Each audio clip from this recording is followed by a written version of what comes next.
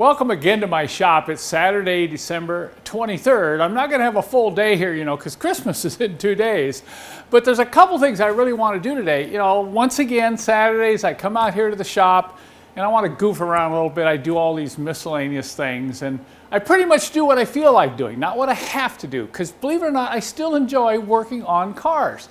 So I've got the Hawk here. And we're doing some extreme detailing on this paint with a power buffer. And it's really looking nice. I also have to install 2 battery tenders. I didn't get a chance to do this past week. And then I've got Fritz over here. Fritz is actually coming back to life quite well. I'm going to do some detailing in the trunk. For some reason, I just want to tackle the trunk and make that trunk look pretty.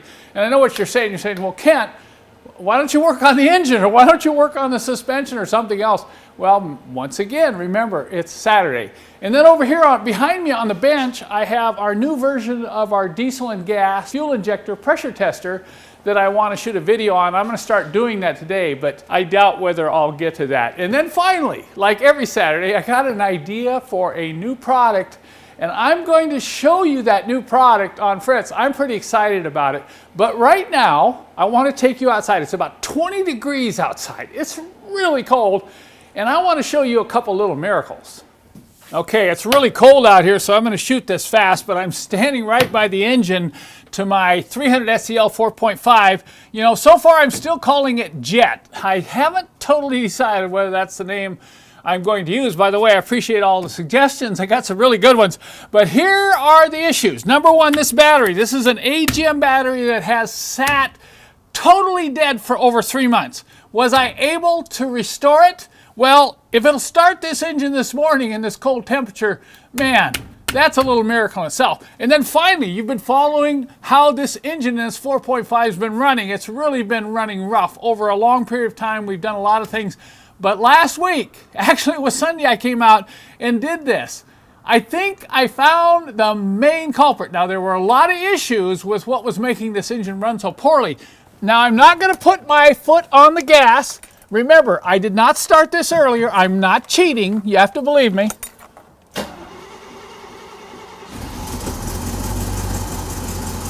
Come on, baby. Okay. Does that sound a little better? Now you can see it's still shaking a little bit because there are probably some other minor things that we're going to have to deal with. I have not set the dwell and the timing yet. That's just been done by hand. So listen now. I'm going to let it warm up just a little bit, but just in another minute here, I'm going to race the engine up so you can see how well this engine runs now. Now notice how quickly the battery turned that engine over. Isn't that a great sign?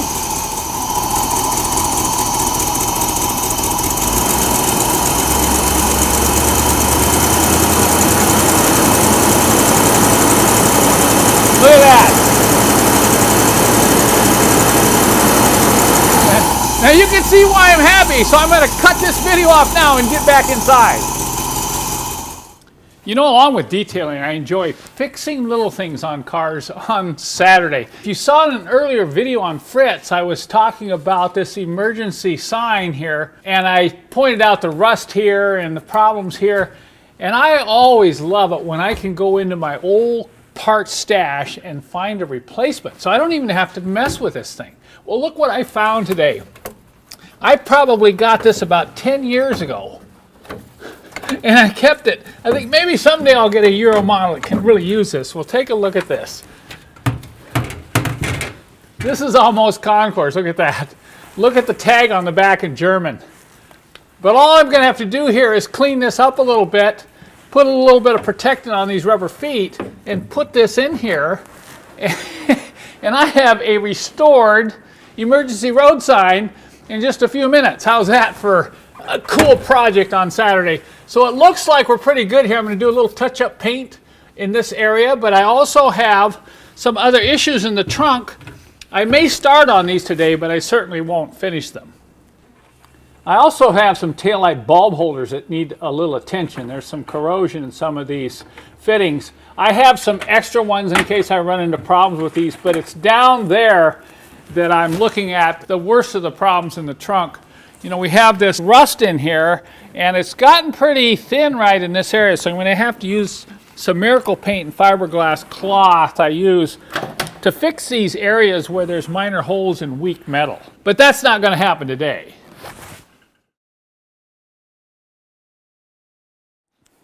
So here's my idea for a new product. I've got Fritz's 6-cylinder engine here, and I want to do a compression test on it to see how strong this engine really is. And I've actually been thinking about this for quite some time. I want to come up with a kit that will provide, you know, the owner of these cars the tools and the video instructions they would need to do a correct compression test on these gasoline engines. I already have one for diesel engines, but I've decided it's time to do one for the gas engines. And one of the things that will be included in the kit is a remote starter switch. I believe that the remote starter switch is very important when doing a compression test. Number one, it allows you to bypass the ignition so you don't have any spark. It also bypasses the power circuit to the fuel pump.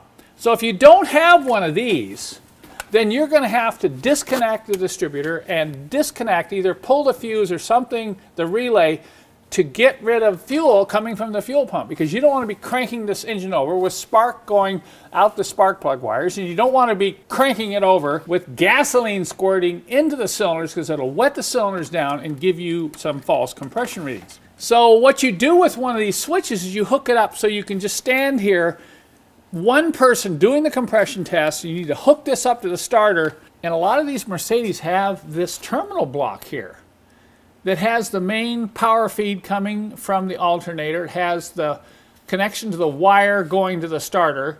But the problem is, all of these come with these alligator clips. Now just try to get down in there and connect these alligator clips. I've never liked the alligator clips. Even if you go underneath the exhaust manifold and hook it down there to the starter, it's possible for the alligator clip to come off. Let me show you now what I think the solution is. Oops. Oh, I hate to admit defeat, but some days your bright ideas don't pan out. And this is the case for today.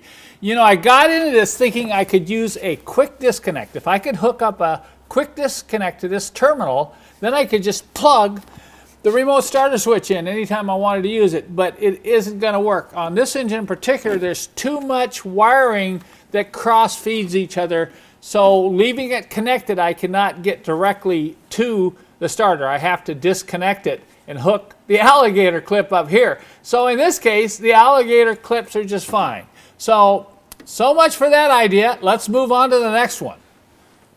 You know, I have to admit I'm kind of bummed that that bright idea I had didn't work out like planned. So anytime I get bummed out in the shop, I just go find something else to fix or something else to detail. So this is something that's been bugging me for the last month, is looking at this ugly hood pad on Fritz. So at least now, today, I'm going to get this old ugly hood pad off, because I hate this stuff falling down in the engine when I'm shooting videos. Oh, you have to admit that looks a lot better. Look at this junk that came off there. You can see why I always use plastic when I do this. So that makes me feel better, but we're going to also take this area right down here and clean this up, and then I'm going to mask this off and spray this all satin black. That's not going to happen today, but that's going to be the next step before I put the new hood pad on. So you guys watching this video, you know there's always a honeydew project to do on Saturday. You have to do at least one, okay? So this is mine. Linda said, oh, Kent, can you fix this seat? We've got all these people coming over for Christmas dinner, and the seat was all collapsing. So we got this thing out here, pull this back, look at it, it's broken here. What do they use cardboard for on the bottom of the seat? What dumb engineer did this anyway? But look at the idea Jerson came up with to fix it. We used the spring steel that we fix our Mercedes seats with. We made this spring steel frame and cut a groove in here. And now we have a seat that somebody's going to sit on. It's not going to collapse. Now to finish this off, we're going to use zip tape, my favorite tape in all the world, to come along here and tape this up. Well, this is kind of a two-man job to do the taping. Doing something very fun out here today. All right. Where do you want to cut this? I gotta cut it right about there. Watch your fingers. Okay. Just peel that back. I'll kind of hold this down while you tape it. This tape is... This tape is what? very sticky. It's the most amazing tape in the whole So world. you gotta make sure you Okay, put it get it right on there. the money. I'm gonna hold that down and you roll it underneath. Just make sure you got there. So I'm gonna be cutting a little bit this corner. And then we're gonna roll underneath. Roll that baby underneath. Look at that. Just Okay, let's get it tight. thinking not gonna come off. Now, what could be better than that for a Christmas present for Linda? Now that we fixed the frame, of course, we've got to detail it. Remember, it's all about detailing. You know, this diesel fuel injector bench mount tester is one of our mainstay products. I think we first developed this about 13 years ago, and we've sold thousands of them. Can you imagine how much work it's been to build thousands of these things? They're highly modified. There's a lot of operations that have to go into them, both welding and machining and tapping and grinding. But recently we had a little bit of problem, and you'll notice they've changed color. Some of these manufacturers have gone through some pains with their bottle jacks, and the inferior quality of some of them coming out of China has just driven us nuts, absolutely nuts. And we've had to change the manufacturer, and we actually now have to make more modifications internally to get this thing to hold pressure. They tend to hold pressure much better now, and they tend to pump up quite strongly before they release. And if you followed my videos, you know over the last few years, I've taken this tester to another level by getting it. We also test fuel injectors from gasoline cars. So if you're interested in this, you don't know that much about it, I'll put some links in the show more part of the description below this video. So I'm sitting here today getting ready to shoot a video explaining some of the new recommendations that we're going to include when people buy this tester right here that'll allow you to test the old mechanical diesel fuel injectors. It'll allow you to check the MFI, or mechanical fuel injectors, from the mid-60s to the early 70s, and then it also will allow you to test and clean the CIS fuel injectors. Now, I'm sure some of you are thinking, well, Kent, you never told us what this culprit was that was keeping your 4.5 from running so well. Well, I wanted you to think about it. So right now, we'll just take a pause and see if any of you have guessed what the main problem was with that V8 engine. Like I said, it wasn't the only problem. But the main problem is this right here. I'm sure some of you that have been around D-Jetronic fuel injection already know what I'm going to say. But for those of you who don't, this is kind of a unique distributor.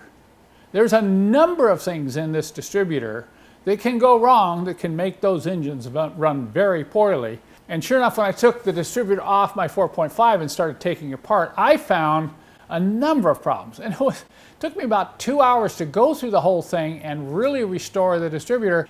And when I put it back on the engine, that's exactly what happened. It just fired right up and ran beautifully. And when I'm all done with old Jet out there, I'll probably have a series of about 10 videos that will make a complete video class on how to troubleshoot, repair, and maintain the Bosch D-Jetronic fuel injection system. So it's looking like about coming up on 3 o'clock here today. Yep, remember I said I got to get out of here early because Christmas is in 2 days, okay? So what do you all think was the most important thing I did today in the shop? Yep, that's right, right here. This was the most important thing I did in the shop today. And I just want to encourage all of you out there this season to remember to do a good turn daily, and Merry Christmas, everyone.